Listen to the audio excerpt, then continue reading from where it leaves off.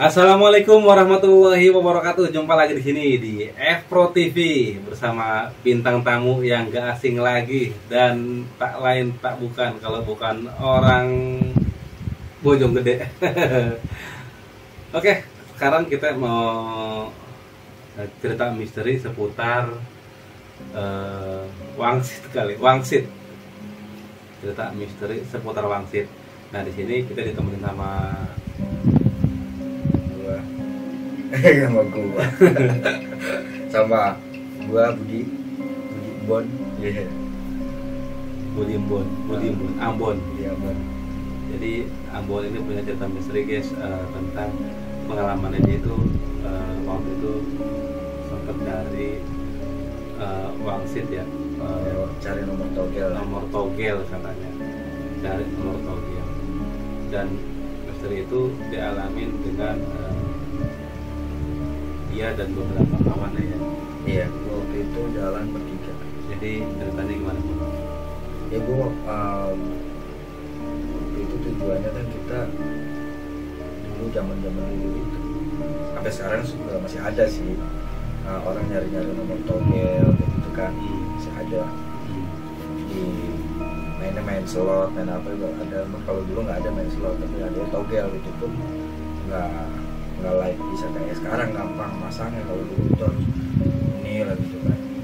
Waktu itu gua saking nyari apa ya istilahnya, saking udah buntu punya otak pengen dapat nomor, akhirnya kita tuh berinisiatif tuh kita bertiga tuh untuk ambil jalan pintas, minta sama goib. Iya, minta sama setan lah istilah kata gitu kan, mal mistis lah kayak gitu. Minta nomor. Dan kita udah nentuin dari jauh-jauh hari itu. Kayak misalkan gue mau jalan malam Jumat nih, itu gue dari hari sebelumnya itu gue udah nyiapin dulu barang-barang yang gue bakalan bawa, dan tujuannya juga udah tahu kita mau kemana nih, Barang keperluan apa aja. Jadi yang gue bawa itu adalah sama tim dulu tuh gue bertiga, kain putihnya nggak banyak sih, cuma ukuran buat membungkus doang. Terus ada madar, kayak menyan gitu, sama kembang 7 rupa, satu lah kembang itu. Terus dibawa jalan tuh, kita tentuin malam Jumat jalan.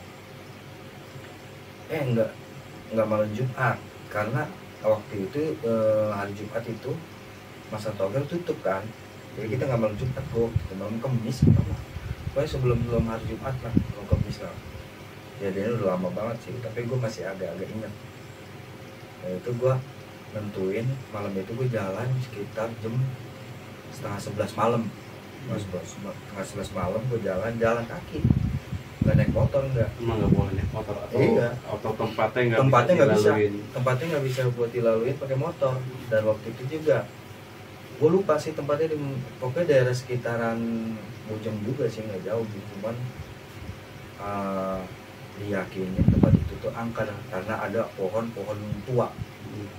Mungkin kalau tempatnya kita skip aja ya. Iya. Jadi untuk tempatnya masih wilayah Bojonggede lah. Iya. Karena emang Ambon ini tinggal di Bojonggede. Gitu. Jadi mereka nyari tempat yang terdekat mungkin. Iya. Dan diyakinin, menurut versinya Ambon, diyakinin bisa buat nyari wangsit pada saat itu. Gitu. Karena di situ ada pohon, kalau kata kita tuh pohon kolang-kaling lah istilahnya ya. Tapi pohon kolang-kaling ini adalah pohon yang enggak berbuah. Iya, jadi pohon jantan lah istilahnya.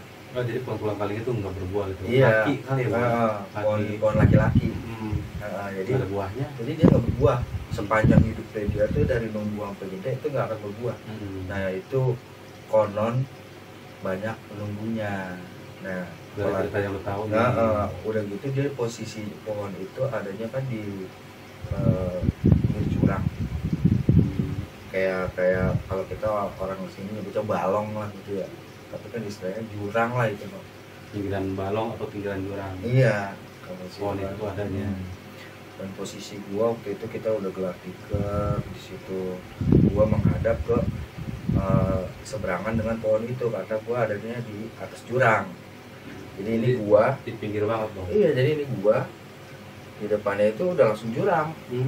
Nah jurang itu kan kali kan kecil kan. Kali kecil. Nah di seberangnya itu ada pohon itu, pohon kolang kaling yang kagak ada buahnya itu tinggi, pohonnya dari bawah sampai ke atas tinggi banget, ngelebihin tingginya gua tuh lagi berdiri di atas jurang. Teman gue yang satu ini ada di kanan gua, yang satu di kiri gua, jadi kita ngadepnya nih, gua ke sini, yang satu ke sana, lagi ke sana kan. Jadi pada saat itu bertiga ya? Bertiga, karena emang ganjil. Harus ganjil. Kalau emang berani sendiri. Oh gitu. Cuman gua nyali gua itu nggak sanggup sendiri. Gua karena siap lah ya. Belum siap dan gua belum tahu apa yang harus gua perbuat untuk manggilnya gitu kan. Ya, gue cuma diajarin sama temen juga. Jadi ada bacaan gitu. Ada bacaan lah gue dikasih. Ada bacaan itu gue baca. Gue sambil bakar rokok dipakein mada. Di rokoknya tuh. Iya, di rokok itu. Jadi rokoknya kayak gini. Keluarin rokok. Set, ke sini madanya bakar, ya kan? Kita nggak isep nih. Bau kan dia wangi-wangi kan. Oh, nggak isep tuh rokok. Nggak isep. Semua lagi pada konsentrasi nih, gue juga konsentrasi sambil bakar itu, semua bakar juga. Gini, kok gue ngeliat di depan gue ini apa? Ada kayak mulut ular gitu, ular lah kalau kata artinya. Mulutnya tuh gede banget gitu. Gede kecil? Ya kalau mulut segede gini kan ularnya gede pasti. Itu ular namanya kalau gede. Iya, ular. Kalau ular kan. Kalau ular kecil. Ular gede banget begini nih mulutnya. Kok ini kayaknya mau nyamperin gua nih. Akhirnya gua kasih tahu dong temen gue yang sebelah gua. Kata gua, "Bang, ini apaan nih?" Gua. Sebab dia ngeliat juga kan. Wah, ular tuh kata dia gitu, ular. Ular gitu, ular kata dia, ular tuh ular. Tikernya ditinggiin gua waktu itu buat tiker pandan kan. Maksudnya jarak lu sama ular itu berapa meter? Setengah meter ada. Setengah meter jarak. Iya, kalau misalkan ya? Itu dia ular benar, entah benar entah enggak gitu, dia mungkin udah nyakit gua ya. Ternyata gua nggak kepikiran ke sana sama sekali, dan beraninya gua itu waktu itu tiker udah gua cuma jagain lagi tiker doang. Ular yang segede gitu mah gini aja gua dibuat sila, tiker gua giniin aja gitu. Diangkat tikernya. Asal gua jaga badan gua doang. Ternyata temen gua nih ngeliat ular itu tuh lagi ngeliatin apa dia asap padat ini, jadi dia kayak mau tujuannya mau kesini ya, asap padat ini kan. Oh, tujuannya ke rokok itu yang udah diolesin madat. Iya, sedangkan rokok ini kan gue pegang terus kan. Kan bahaya kan. Akhirnya temen gue ngasih tahu, wah dia ngikutin rokok lu tuh gitu madat, buang ke depan gitu. Buang ke depan kan. Pastinya gue buang ke depan pasti jatuhnya ke jurang dong, ya ke kali itu kan. Dan barengan dengan rokok yang jatuh itu, madat yang jatuh itu, yang lu buang itu ular yang di depan itu nggak ada, gitu. Dan yang terjadi apa di bawah itu kayak kali tenang, air tenang, kayak kejatuhan batu gede, buar gitu. Buar, ya pasti kayak orang lagi terjun aja, cebur gitu kan. Raup makan gitu kan. Oh, kedengeran tuh suara iya, kedengeran tuh. Bener kayak lagi makan nih, kayak dia lagi makan dapat makanan dia. Gua panik gitu. Tapi karena emang kita mau cari tujuan ya, jadi rasa takut kita tuh luntur. Rasa takut kita tuh jadinya udah ketutupin lah. Saking kita pengen emang ini kan yang kita cari. Apa yang kita udah ketemu kok malah kabur gitu. Gak usah kabur, udah kabur. Gue diem, gue tenang terus lirik. Nah teman gue yang sebelah nih tiba-tiba dia keringet dingin gitu kan. Ternyata dia ngeliat kodok itu segede drum minyak tanah loh. Ya, drum minyak tanah itu gede ini kan. Itu dia lihat. Jadi teman lo yang satunya itu dia kelompok yang sebelah kanan nih. Dia kayak pucat gitu kan. Dia ngeliat kodok. Iya, kodok itu jaraknya dekat sama kita. Gede kodok berarti. Gede banget. Jadi itu emang udah dikasih tahu itu kayak seolah-olah nih ular dan kodok kan, karena ukurannya luar biasa gitu kan. Beda ya. Iya, akhirnya ukuran iya, benernya gitu ya. Iya, akhirnya teman gue yang satu lagi nih yang di sebelah kiri gue nih, dia ngasih tahu, oh ya udah, itu udah dikasih. Oh gitu. Iya, udah rapiin alat semua, rapiin, pulang. Itu saat itu jam berapa waktu? Itu udah kejadian, udah jam 1 lewat kali, mungkin jam 2-an, jam 2 kurang. Gue udah dikit lagi mau ke subuh. Iya, kita jam 1-an, jam 1 jam 2-an. Nah itu udah pulang dulu. Besoknya gue pasang lah itu dulu. Besoknya pasang nomor itu sesuai apa yang lu lihat. Iya, karena kan waktu itu kan gue ngeliat ular sama teman gue satu lagi yang kodok. Iya, karena dalam ilmu pertogelan tau lah ular berapa, kodok berapa gitu kan. Paham. Kalau teman-teman yang dulu pernah pasang togel pasti tahu ya. Kodenya ya. Iya. Ular berapa, kodok berapa gitu ya. Dan tuh lu pasang tuh. Iya, pasang semua pasang.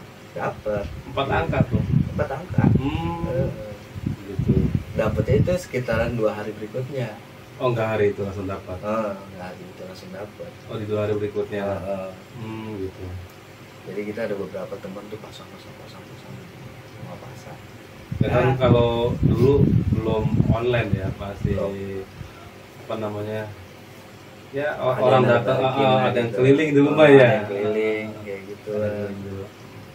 Pasang paling kecil 500 perak gitu kan, 1000. Togel terus kayak SDSB ya kan gitu kan. Ya kita cerita gini bukan mau ngajarin, tapi kalau bisa jangan. Ini bukan ini bukan ngajarin atau bukan gimana kita cuma sharing pengalaman misterinya si pencari wangsit.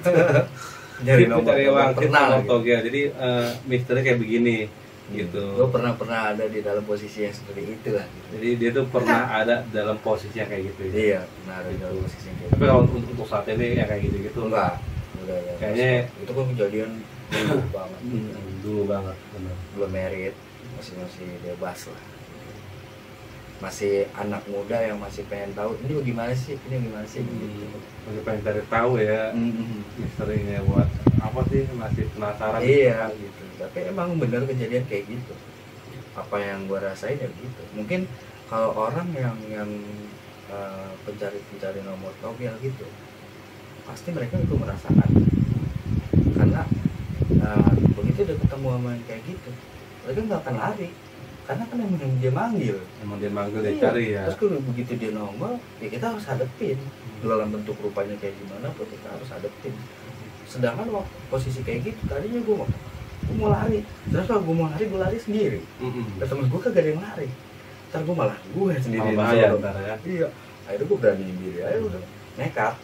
Wah di sistem nekat apapun yang terjadi, padahal resikonya adalah kalau misalkan itu ular beneran natrek gua nggak tahu. Jadi bukan untuk ditiru nih ya, bukan untuk ditiru.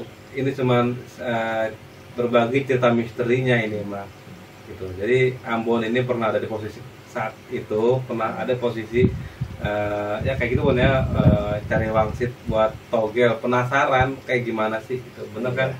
Gitu. Dan ternyata ya kayak begitu. Jadi buat teman-teman yang sekarang ini buat main togel segala macam, stop. Berjudi stop gitu. Apalagi nyari-nyari kayak gitu jangan dah, mempertaruhkan nyawa juga sebenarnya. Dibuat nyari wangsit. Kalau kita kerja keras aja, Bon. Iya. Gitu. Kalau pengen kaya, ya kita harus kerja keras. Bukan dari togel segala macam gitu. Iya. Karena kalau orang berjudi nggak ada yang kaya, nggak ada. Pasti bangkrut. Awal kekalahan. Terus judi. Itu dia. Oke, buat teman-teman yang punya pengalaman cerita misteri sama kayak gue di sini, sama kayak Amon di sini dengan cerita yang berbeda, bisa kirim ke kolom komentar atau bisa WA ke nomor yang ada di bawah ini. Kita berbagi cerita di studio F-Pro TV. Oke, gitu aja cerita misteri dari Ambon tentang pencari wangsit, pengalaman cari wangsit ya, Bon ya. Wassalamualaikum warahmatullahi wabarakatuh.